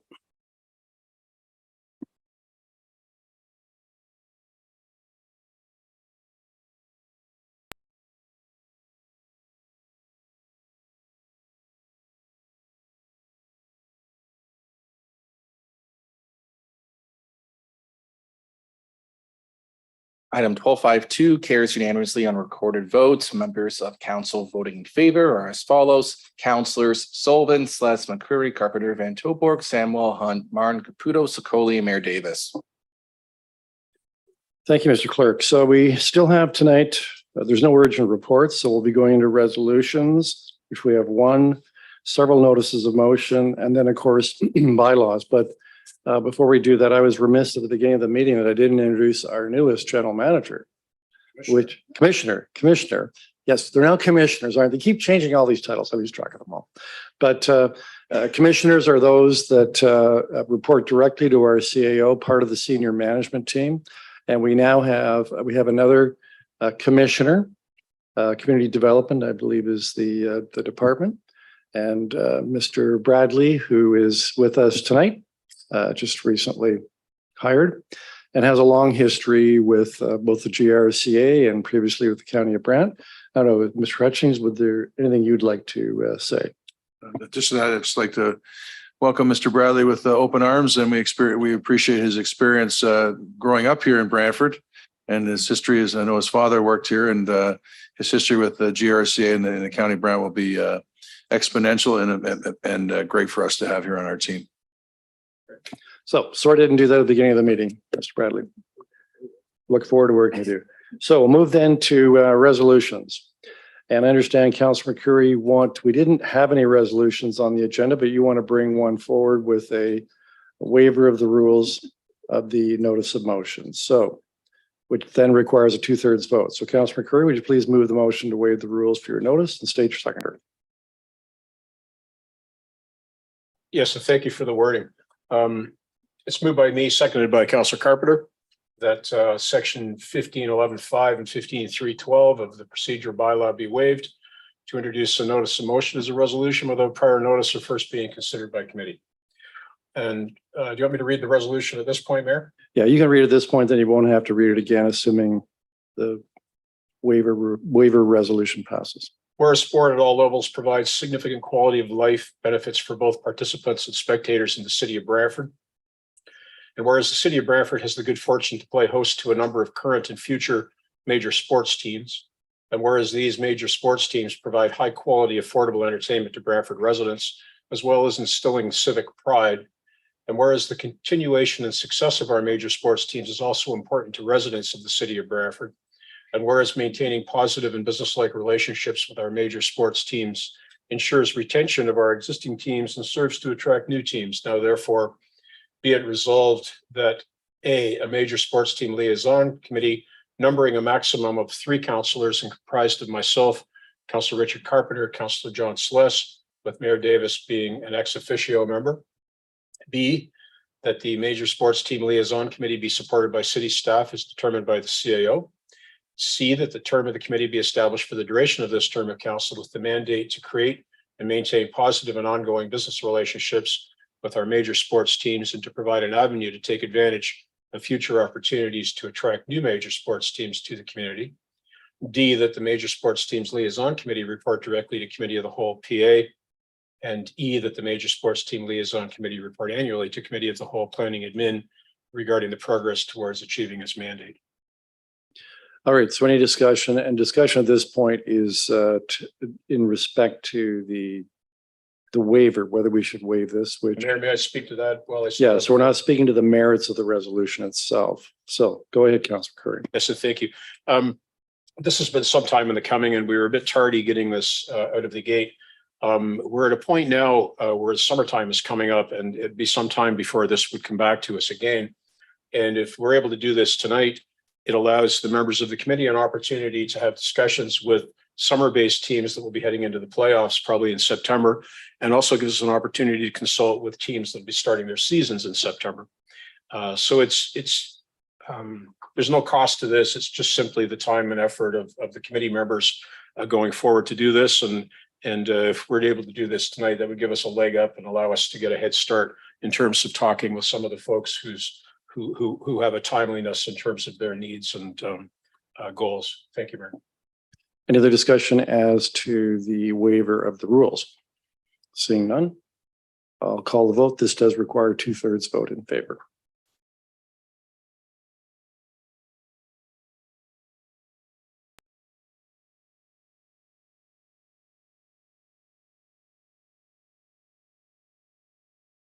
Just waiting for you, Counselor Sluss. Just popped up. The waiving of the rules to introduce a notice of motion without prior notice carries unanimously on recorded votes. Members of council voting in favor are as follows: Councillors Sullivan, Sluss, McCreary, Carpenter, Van Toborg, Sokoli, Caputo, Marn, Hunt, Samwell, and Mayor Davis. All right, so Councilor McCreary, you don't have to read the resolution, but if you just please confirm that you're now putting it on the floor for discussion and who your seconder is. I would like to confirm I'm now putting it on the floor for discussion, and the seconder is Councillor Carpenter. And I'll speak to the resolution before us, Mayor. As we've seen tonight, we have commissioners once again, and we have committees that have new names, and we're welcoming Mr. Bradley. And this resolution before us tonight mimics something that we did a number of years ago, where we had a 2-member committee that dealt with some of the issues and concerns of some of our major sports teams, and it proved to be highly effective and beneficial, and we did a lot of good work at the time.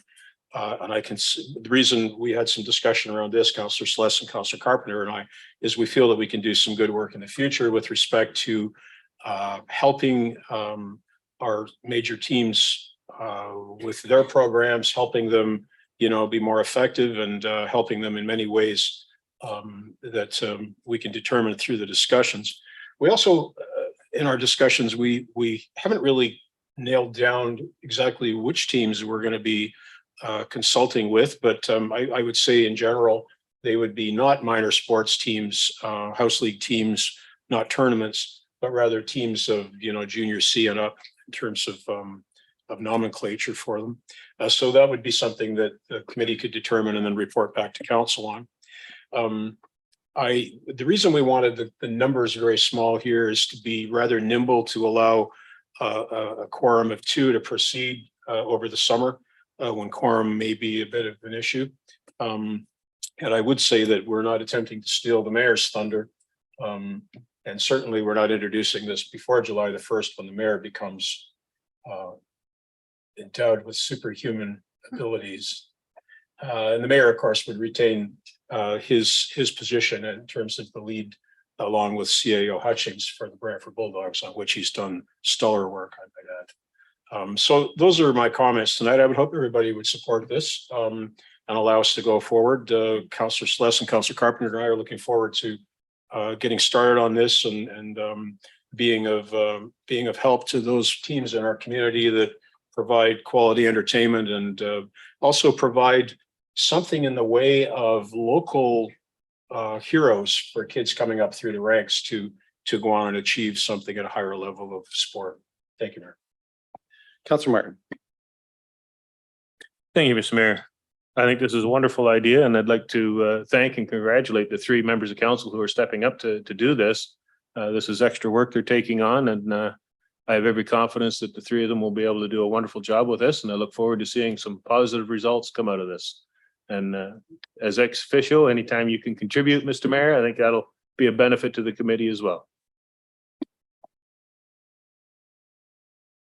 Any other discussion? Councillor Sokoli. Yes, thank you, Mayor Davis. I think this is a fabulous idea, and kudos to the originator of this, Councillor McCurry.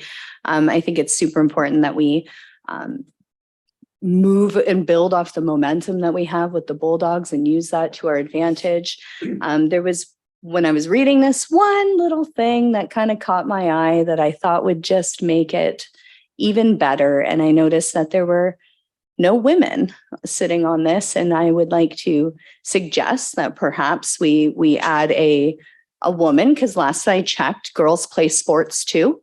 And they watch sports too. And I think they would add a valuable perspective to the meetings and to the discussion. So when appropriate, Mayor Davis, I'd like to offer an amendment. All right, does anybody want to speak to this before we hear the amendment? Councilor Carpenter. Yes, Mr. Mayor. I don't know why Councilor McCurry has decided that it should be the three most senior members of council. I guess I should be talking in this voice, but the most senior members of this council that have been here for many, many years talk about sports teams. But some of us have the history of remembering, the spirit the community had when we had major hockey teams here. That's why we're so excited to see the Bulldogs. But Brantford's also lacrosse town, has been since I was a little boy. You had a lacrosse stick. There wasn't too many garage doors around that didn't have dents in them from lacrosse balls. And we have Six Nations lacrosse team that is winning actually in the league. And I think they're playing this Friday. I believe they're playing, they're playing Friday for the final game. I may have that wrong. Could be Saturday. I think it is Saturday, actually, Canada Day, they're playing. We're coming up to celebration of August 25th this year, of the celebration of the tournament capital city. Pretty hard to be a tournament capital when we're going to be talking about how we bring in major sports teams like basketball and cricket, actually, and other sports. But we need to certainly have somewhere, there needs to be a committee also struck somewhere that looks at our parks facilities and the fact that we call ourselves a tournament capital, but when you look at our facilities, we're nowhere close. And I know this isn't talk about the minor sports groups, but there needs to be some way to talk about our facilities and how far behind we've fallen from other teams too. So if we're going to be, trying to lure large teams here, then we also have to make sure we've got all our sports facilities in place as well for the ones that are following them. For Red Sox, for example, many of the baseball parks are, a substandard. The kids are still coming out to Red Sox to support the Red Sox team. And the minor teams are called the Brantford Red Sox as well. So we need to support them from the ground on up, not just at this level. And I'm sure Councilor Sless feels the same way. But Councilor Sless and Councilor McCree and I have been talking about this for some time about we really need to recognize the sports in our community and the value that it has for keeping kids off the street and promoting sports at the major level, at the professional level, because we've had that for a long time here. And we need to get back to that. It kind of falls along with what Councilor Cavuto said about feeling proud of our city and having events.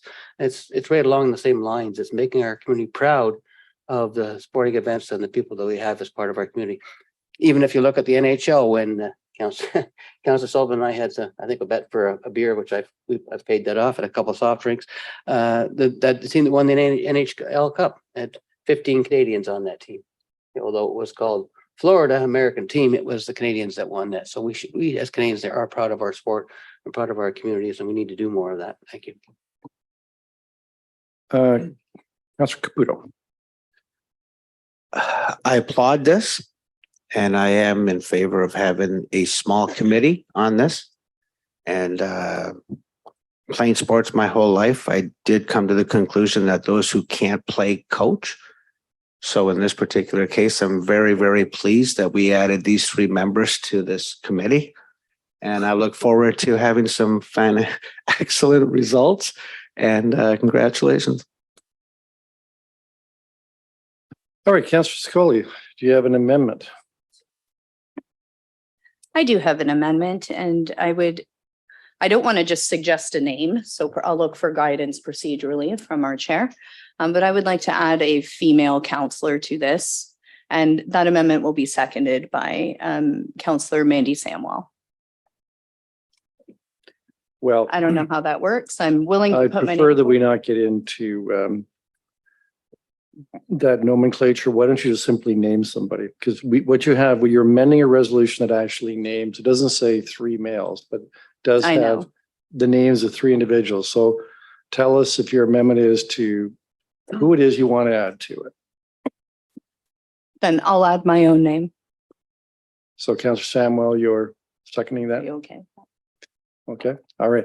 So any discussion to this amendment? May I speak to it? Yes, you may. Thank you. I have a deep appreciation for the history of some of our longer serving counselors, and I think that's incredibly important. But we have the benefit of balance sitting around this table. We have gender balance, well, not totally balanced, but it's a little more diverse than it has been. We have age and generational diversity, and I think if we're not using that to our advantage, well, we're possibly missing out on a fresh set of eyes, on maybe some different perspectives that weren't considered. And I don't see anything wrong with it. If we do have concerns with, too many cooks in the kitchen here, I'm happy to remove someone who's on here and keep it at 3. But I do feel that it's quite important that one of the members of this committee be female.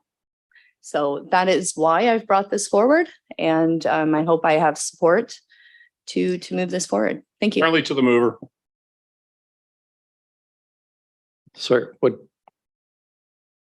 All right, so you're accepting that into your resolution, friendly.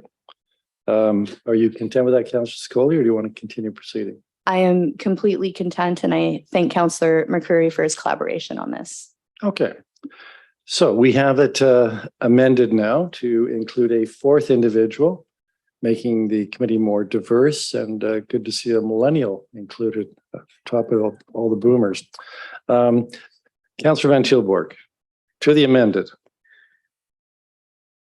I would be curious to know if my ward councillor might be interested in serving on the committee to also add balance, but then that would actually round out each ward having representation. So if that's, I'll let my ward mate determine if she'd like to be part, and if so, I would support that as an amendment.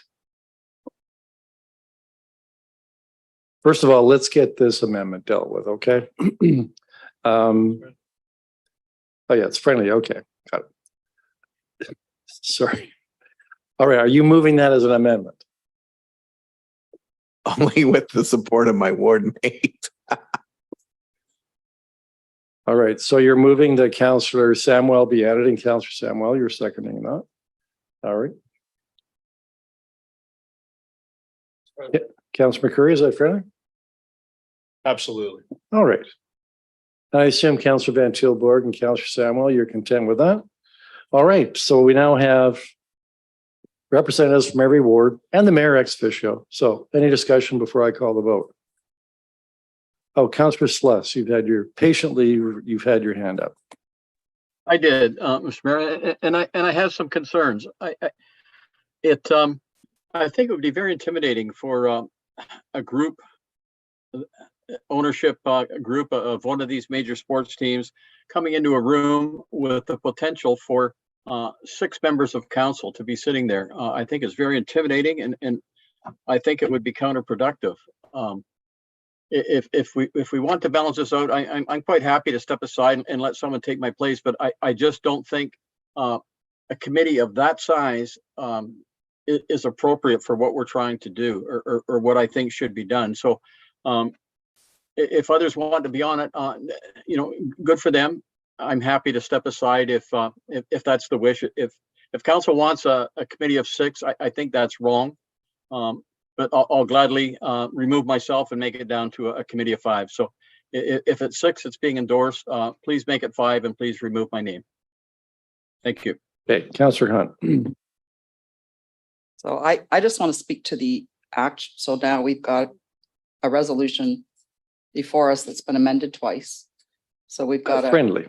friendly, and okay, so I'm going back to our newly formed committee review task force that is going to be reviewing the mandate of all committees. And I'm wondering where this fits, because now we're creating a new committee, but nobody's reviewing the mandate of the new committee. And I'm hearing Councillor Sless, who's feeling that maybe this new committee is now too large to do the work that needs to be done. But I do understand the mover and seconders urgency to get the committee struck in order to deal with and potentially, obviously, the Bulldogs that are going to be starting their season before council is going to resume. So I guess my question to the mover and seconder would be, is this going to be a committee that will basically circumvent the task force that's reviewing the mandate of committees? We don't generally ask questions, but if somebody wants to comment on that, they're free to do so in the speaking order. But next we have, thank you, Councillor Hunt. So Councillor Sikoli, you're next. Yes, I was just going to suggest that I agree that a large number of individuals sitting on this would be challenging. So I will gladly step out of the running for this and put full support into Councillor Samwell representing the ladies and the women on this committee. So you're withdrawing your name. Okay. So it has to be amended to take your name out. So you have to propose an amendment to remove your name now.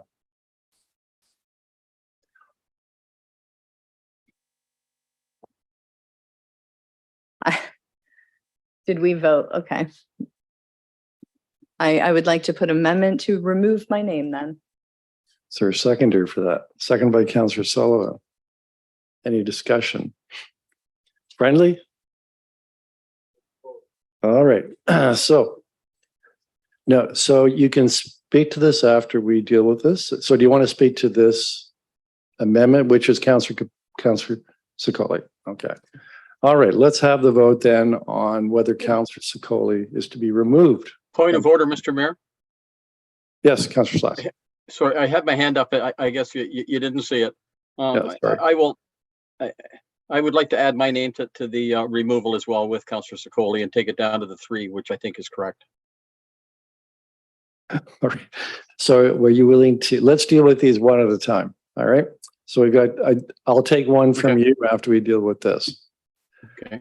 I guess that's why sometimes we don't bring things quickly. But anyways, so resolution amendment on the floor. May Yes. I call your attention to a point of order? We've added names in, but we haven't changed the number of 3 councillors in item A. So I'm not sure that the amendments were legitimate to begin with without having struck the number 3 and replaced it with the number 4. It's contrary to what's in the resolution as written unless it's subsequently amended to reflect the new number. Well, I'll disagree with you because I think it was implicit in your friendly amendment. You would not have friendly amended it if you also agreed to change that number. So now you're trying to, after the horses have gotten out of the barn, you're now trying to raise this. So I think that's out of order. I was merely attempting to add poundage to the bag of sugar, Mayor. Yeah. Reminding you it's not yet July the 1st. All right. Any further debate in respect to the amendment to remove Councillor Sikoli? Seeing none, I'll call the vote.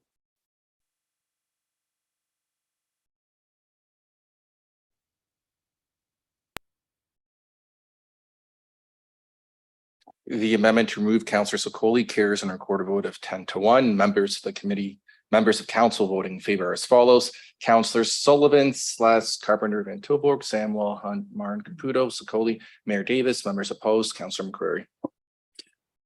Councillor Sless, you have your hand up. Did you want to propose an amendment? Yes. I would move that I be stricken from the committee as well, Mr. Mayor. And do we have a seconder for that? Councillor Sikoli. Any discussion on the removal of Councillor Sless? Yes, Councillor McCreary. Mayor, thank you. I would urge all members of council not to support Counselor Sluss declining membership on this committee. Although Counselor Carpenter and I have significant experience as counselors, as do many others in this room, and we have considerable experience with some of our major sports teams. Counselor Sluss, and I want to phrase this in a way that's flattering, is a learned gentleman of many years' experience here, and he has some intrinsic interest in sports, and he has some great knowledge, and he knows all the players, and the committee will function better with Counselor Sluss. I can appreciate why he wants to withdraw, but we can make it work with the number of folks on the committee. And I would urge everybody not to acquiesce to Counselor Sluss's gentlemanly offer to withdraw. All right, I'll call Counselor Carpenter. The public must wonder what we're doing here. Members of council say they want to be on a committee and they can if be on a committee if it passes final passes council. But any member that withdraws their name and doesn't wish to have the name stand on the committee, they don't have to have this council vote to say whether they're on it, that whether they withdraw the name from a committee. That's their right to not be on a committee. So Councillor Sluss even having to have a vote to take his name off my committee is insulting to me as a member of council. I think he shouldn't have to have a vote. If he says he doesn't want to be on the committee, he simply doesn't have to be on the committee.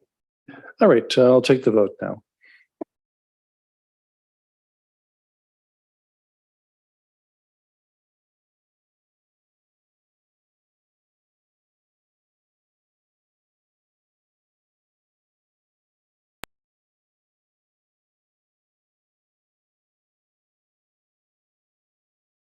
The amendment to remove Counselor Sluss as part of the committee membership carries on a recorded vote of 7-4. Members of council voting in favor are as follows: Counselors Sullivan, Sluss, Carpenter, Van Tilburg, Samuel, Sokoli, Mayor Davis. Members opposed, Counselors McCreary, Caputo, Martin, and Hunt. All right, assuming we don't have anybody else who wants to jump on or jump off, it's now been amended. So any further discussion on the resolution as amended? Counselor Caputo.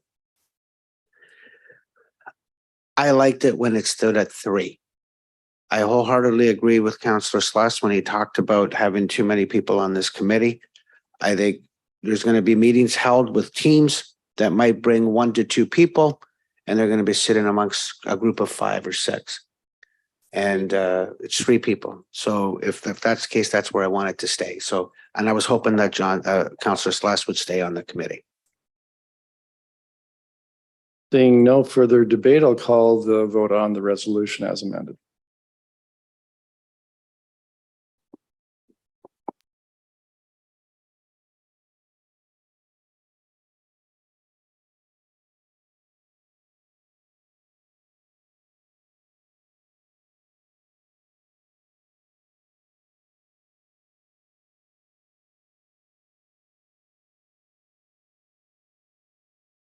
The resolution as amended carries unanimously on a recorded vote of 11-0. Members of council voting in favor are as follows: Counselor Sullivan, Sluss, McCreary, Carpenter, Van Tilburg, Samuel, Hunt, Martin, Caputo, Sokoli, and Mayor Davis. All right, move to notices of motion. We have 3 of them now. Previously, we had 4 with Councilor McCreary's. I'll read the first one because it's mine, which is designation net proceeds of 2023 Mayor's Gala. And Councilor McCreary, if you please read the title of your other notice of motion. Options to address panhandling. Councilor Sullivan. Integrated addiction support. All right, so we'll now move on to bylaws. And Councilor Carpenter, I believe you have the motion for first and second reading of the bylaws. Thank you, Mr. Mayor. I do, and moved by myself and seconded by my ward mate, Councillor Linda Hunt, that leave be given the mover and seconder to introduce the following bylaws for first and second reading. Bylaw 106 in the year 2023 being a bylaw to declare and dedicate Part 2 reference plan, the city of Brantford as part of public highway to be known as Shuttered Lane. Bylaw 107 in the year 2023 being a bylaw to amend bylaw number 8 in the year 2022 as previously amended, being a bylaw to authorize the John Noble Home Belcourt redevelopment project and to make provisions for the financing of the foregoing. Bylaw 108 in the year 2023 is bylaw to amend parking bylaw 144 in the year 88, being a bylaw to regulate parking in the city of Brantford, and this is Grand River Ave. Bylaw 109 in the year 2023 being a bylaw to amend parking bylaw 144 in the year 88, being a bylaw to regulate parking in the city of Brantford, Butcher Crescent. Bylaw 110 in the year 2023, being a bylaw to amend parking bylaw 144-88, being a bylaw to regulate parking in the city of Brantford and Dufferin Avenue. Bylaw 111, 2023, being a bylaw to amend parking bylaw 144 in the year 88, being a bylaw to regulate parking in the city of Brantford. This is Gray Street to Marlborough Street. Bylaw 112 in the year 2023, being a bylaw to amend parking bylaw 144 in the year 88, being a bylaw to regulate parking in the city of Brantford, Coburn Street. 113 in the year 2023, being a bylaw to amend parking bylaw 144 in the year 88, being a bylaw to regulate parking in the city of Brantford, Spring Street. Bylaw 114 in the year 2023 is a bylaw to amend parking bylaw 144-88, being a bylaw to regulate parking in the city of Brantford, Cameron Lane. 115 in the year 2023, bylaw to amend traffic bylaw 37 in the year 83, being a bylaw to regulate traffic in the city of Brantford, always stop controls. Bylaw 116 in the year 2023 is a bylaw to amend traffic bylaw 37 in the year 83, being a bylaw to regulate traffic in the city of Brantford pedestrian crossovers. Bylaw 117 in the year 2023 is a bylaw to amend traffic bylaw 37 in the year 83, being a bylaw to regulate traffic in the city of Brantford, Ashgrove Ave, Benbury, Forsyth, Powerland Road, Brentwood Park. Bylaw 118 in the year 2023 is a bylaw to amend traffic bylaw 144 in the year 88, being a bylaw to regulate parking in the city of Brantford, Banbury Road.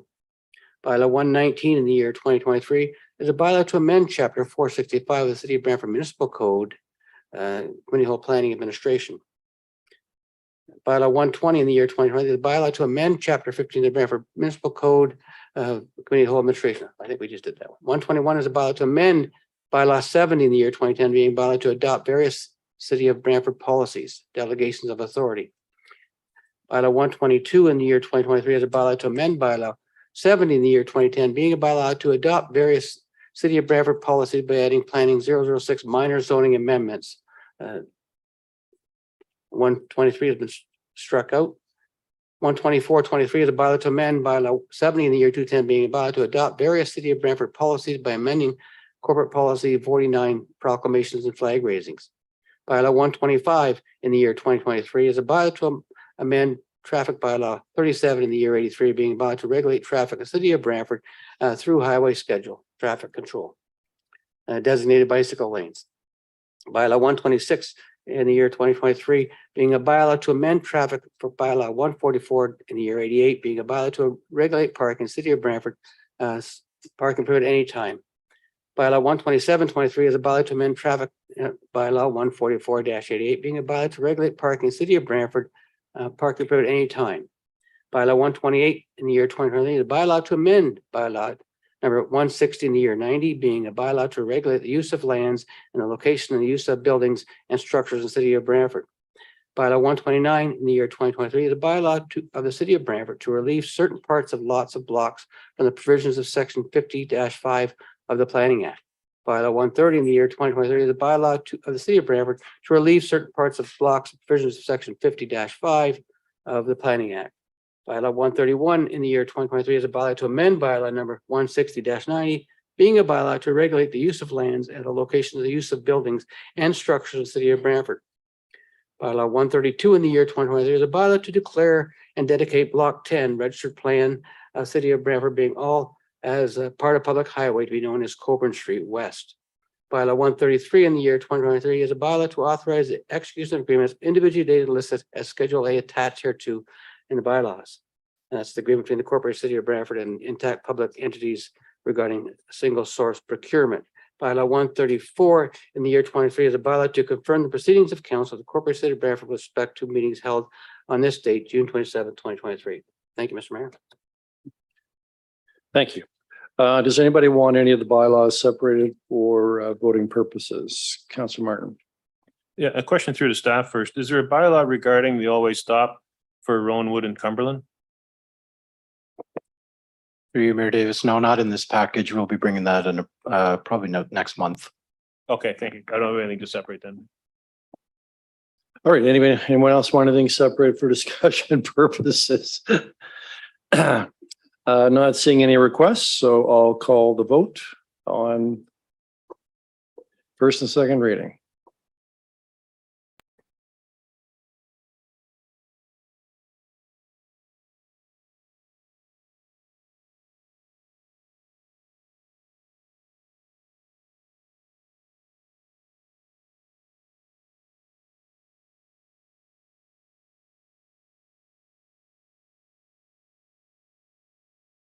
First and second reading of all bylaws carries unanimously on recorded votes. Members of council voting in favor are as follows: Councillor Sullivan, Celeste McCreary, Carpenter, Van Tilburg, Samwell, Hunt, Martin, Caputo, Sokoli, and Mayor Davis. Councilor Van Tilburg, you have the resolution for third reading. Moved by myself, seconded by Counselor Samwell, that all bylaws having received a first and second reading be taken as read a third time and be finally passed and signed by the mayor and clerk. Anybody want any of the bylaws separated for discussion purposes? Seeing no such request, I'll call the vote on third reading.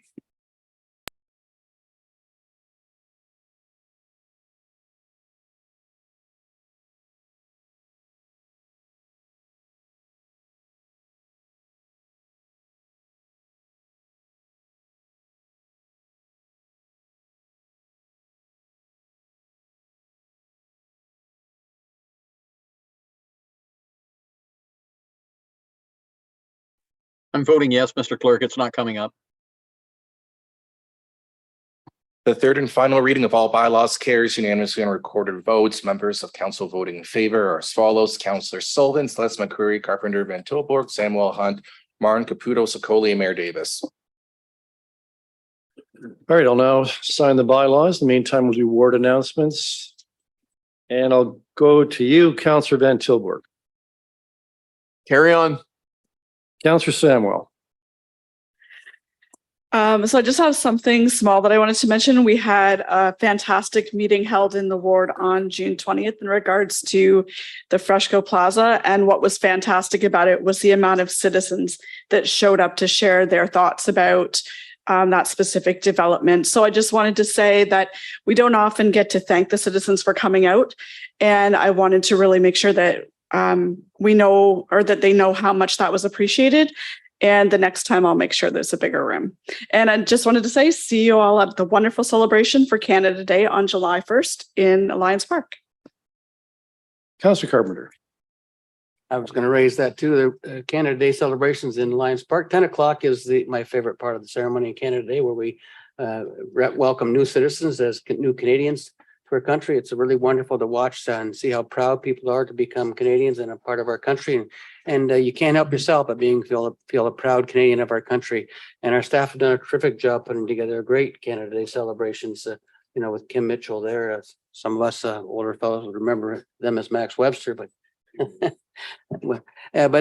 good celebration, good community event. And please come on out to Canada Day and remember, Canada Day provides transportation, so you don't have to drive your car and try and find parking spaces. You can actually park. We usually have parking at the Civic Center, and I believe downtown we run a shuttle bus. Staff will correct me if I'm in error there, but we've always provided services to get to Canada Day, so you don't have to bring your car, and it's easier to get in and out actually when you take the bus back and forth to both Civic Center or the downtown parking garage or parking lot on Darling Street. Thank you. Councillor Hunt. I would like to thank everyone that came out to the open house neighborhood meeting for the redevelopment of Woodman Community Center. We've got a wonderful looking pool going in there, community garden, an accessible playground. And it was nice to see so many of the area residents out at that meeting. Very excited to see the project once it's completed. Also like to remind everybody that the kids finish school, I believe tomorrow. So watch for little ones running around when you're driving. We've heard lots of driving and traffic concerns. So please be on the lookout for little ones that are out playing in the summer. Councillor McCreary. Mayor, thank you. And I want to just reiterate the knowledge of the community about what happened this weekend when the mayor and MP Brock hosted a rally to impress folks with the need to reinstitute the early morning train that would leave Brantford to get folks to Toronto in time to start work at 0900. By my estimation, there were over 100 people in attendance, many of whom were former riders of the train, several of whom have their employment compromised because of the lack of transportation. One lady indicated that it takes her 2.5 hours to do what used to be a 55-minute trip. So hopefully the mayor will keep us informed of any further activities, and those of you in the community who are supportive of the return of what they call Train 82, by all means, give the mayor and MP Brock an email or a phone call. I know the mayor likes to talk to people on the phone, so that might be the best bet, is to call them directly to offer your support. And I'll reiterate what was said about school out. Folks, if you have a mind to be on your phone while you're driving, maybe you don't have a mind. And perhaps you might want to stop for stop signs. There are those big red things, 8 sides with the letter stop on them. Councillor Martin. Thank you. Now that we're into a post-pandemic mode, the fire department's reinstating the hot summer nights activities. It's there's going to be 5 nights, one park in each ward.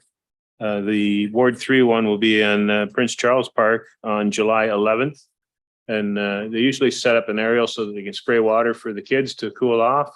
They'll have freezies, as well as give parents and children fire safety tips and advice. And it's a good family event that everybody can come out to. And I hope to see lots of Ward 3 constituents of Prince Charles Parks, and the other wards will have theirs as well. Thank you. Councillor Sluss. Thank you, Mr. Mayor. Yeah, just, I guess following up on what Councillor Martin was just talking about, the hot nights. Last year in Ward 2, it was in Devon Down Park, and there was a huge crowd there. It was almost like a fireworks display type crowd, and the kids had a riot.